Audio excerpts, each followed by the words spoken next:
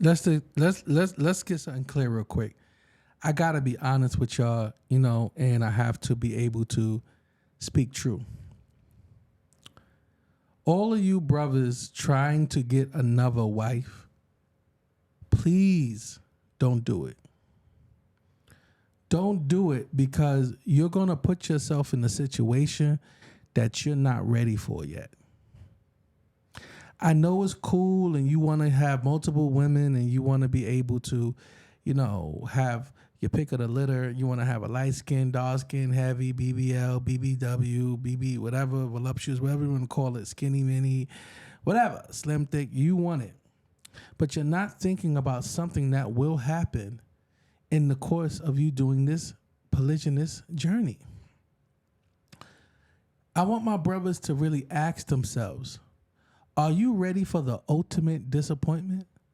Are you ready to be challenged and pushed and pulled in ways that you never imagined? Are you ready to be criticized by different individuals on different things? Are you ready for that? Ask yourself. Because this is things that the elders didn't teach the young boys coming up when, in regards to when they're trying to go and jump into plural relationships. They didn't tell us that, hey, brother, you got to have your money correct. You got to get money. It ain't about the love. It's about the money. Because when the infatuation stage is over, when you done knocked her down and she done ate you up 6 ways to heaven, when that's over and you look at each other and those bills start coming in and the stresses start coming in, you need to have money to keep the ship going. We don't talk about these things. We don't talk about the money. We talk about everything else. Hey, I had a dream about you. You should be my wife. Hey, you the best thing going. Hey, this, hey, that. We talk about everything under the sun, but we never talk about the money. We have so much financial insecurities in our community, but yet we are always chasing plural marriages. How do I know this? Because I did it. I did it, guys, because nobody told me. I was making 40, 50, 60K trying to juggle multiple women. And then I was wondering why I was always broke. It wasn't that I wasn't working hard enough. It was I wasn't working smart enough. Now, granted, I'm different. My situations, alhamdulillah, I really, I'm thankful, right? I'm thankful enough to have women that were always down and always supporting me and always pushing the positive and always making things work. So I'm very grateful of that. So what I'm saying right now is my experience may not be your experience. My experience may not be your experience. Your experience might be crazy. You might get somebody from hell. You might get somebody that want to ruin you, put you in jail, take your money, smear your name. It's not a fair game out here. And we have a lot of underlying issues to address before we jump into plural marriage. Brothers, are you ready to, when you leave one house and you happy, oh, alhamdulillah, I see y'all in 10 days or 7 days or 4 days, whatever the ratio is, and then you leave that house and then you go to the other house and there's a problem waiting for you. And then when you go back to the other house, there's a problem waiting for you. And you find yourself, instead of being a husband, you're a manager. You're putting out this fire, you're putting out that fire, you're putting out this, and that, and you're just putting out fires. That's what you're starting to do now. You're a manager. You're a damn manager. Have you ever thought of that? See, I'm giving you the real. So when you jump into this plural lifestyle, I don't want to hear, yo, I didn't know. Yo, no, you know, bro. You know what you're getting into. That woman will, listen, brothers, I'm going to give you a harsh reality. You would never, ever, ever be able to please multiple women in polygyny. I said it. Let's let that sit for a second. You will never, ever be able to please them. You're just managing. I know you're like, damn, Hajji, what you talking about? This is what I'm talking about. It don't matter if you pay bills. It don't matter if you sling the longest lasting, biggest D. It don't matter if you take care of her kids, your kids, and their kids. It don't matter if you paying for the room, clothing, shelter. It don't matter what you do. The moment she feels indifferent, uncomfortable, and feels away, she will remind you about it and she will make it as you don't do shit. It's reality. She will make it seem like you don't do shit. The moment she feels a little bit of discomfort, it's over. So that's why you got to have your money in place. You got to have that money in place because that's the first thing these women talk about when they want to get you.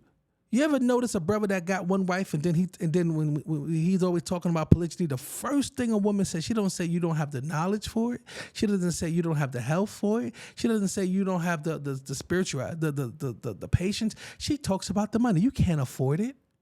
You can't afford it. That's the first thing they do. You can't afford it. How can he afford that? He could barely take care of me. You know how many times I heard a sister say that? You know how many times I heard a sister say, he can barely, I'm paying for this, I'm paying for that. Now he gonna go get another wife? I even heard a sister say, if my husband takes another wife, I will quit my job and my career and I will stay home and he'll take care 100% of everything. What is that telling you? That's telling you what you about to get up against. That's telling you what's about to happen. That's telling you that you about to step into the battlefield. It's about to be Drake and Kendrick. It's about to be Drake and Kendrick.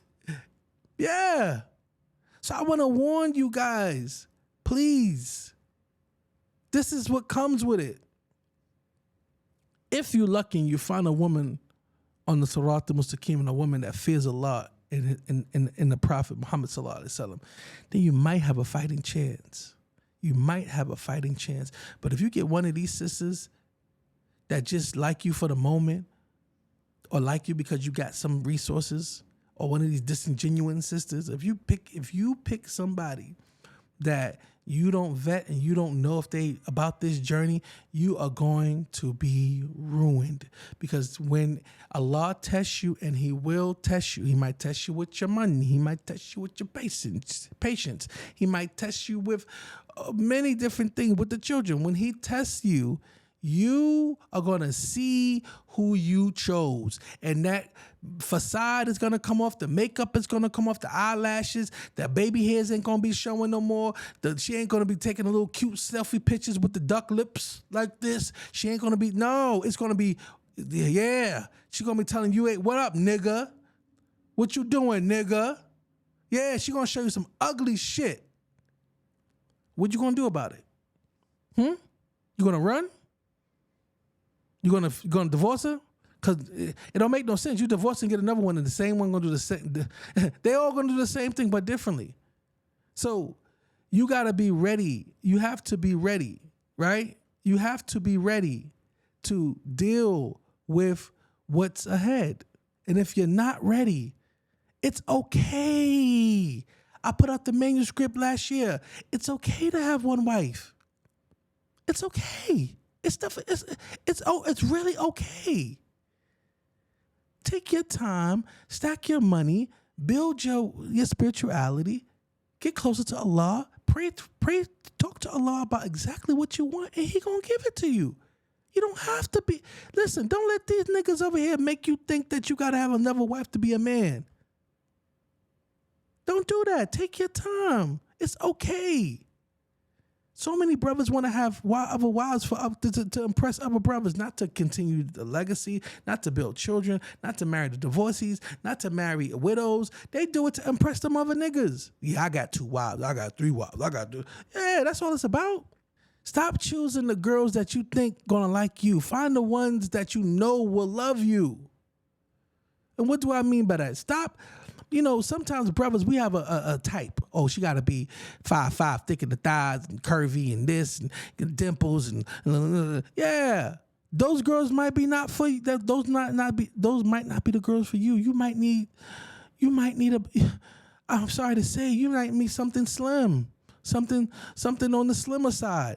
You might need something on the bigger side. You might need a big back.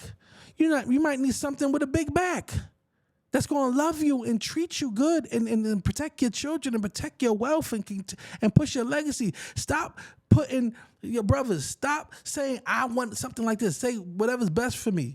A big back might be best for you. You might need something with a big back, with the neck, a fupa. You might need that to get you to Sirat al-Mustaqim. You might need that to get you to paradise.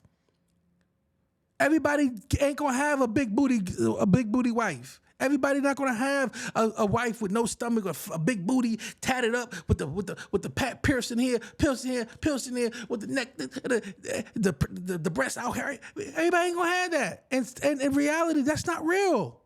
In reality, those girls are not real. 90% of those girls ain't married and ain't never gonna be married. All of those bad bees that you see on Instagram and TikTok, they single. Let me tell you, brothers, they single and they're going to stay single. You know why? Because they want to be single. They don't want to be a wife. They don't want to submit. They don't want to come in before Maghrib. They don't want to stop. They don't want to listen to their husbands. Their husbands say, don't post on Instagram. They don't want to, they want to do their own thing. So when you see these bad sisters that are career single, they're going to stay that way. Their husbands are in Jannah. Now I said it. Except your qadr. Your qadr might be with a big girl. Your qadr might be with a slim girl. Your qadr might be with an Arab, an Asian, a Latina. Stop putting yourself in a box. Open up your eyes, brothers. And I'm coming to you like I'm giving a cookbar, like I'm on a minbar. You know what I'm saying? This is the Hajji minbar. Because that's what we're going to call this shit. The Hajji minbar. Only Allah. The brothers got to say the brothers. Don't go into poly thinking you're going to get this euphoric experience and everything's going to be great. No, you're going to be stressed, high blood pressure, bad cholesterol, going crazy, gaining weight, losing weight, punching walls, breaking chairs. The Qala Rasulullah Sallallahu Alaihi Wasallam ain't working. It ain't working. The 60s, the 70s, it ain't working. Because you're not hearing it. You're making the same mistakes over and over and over and over and over and over. When is it going to stop? Tell me.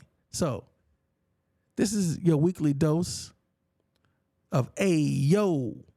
And I see you next week. Peace.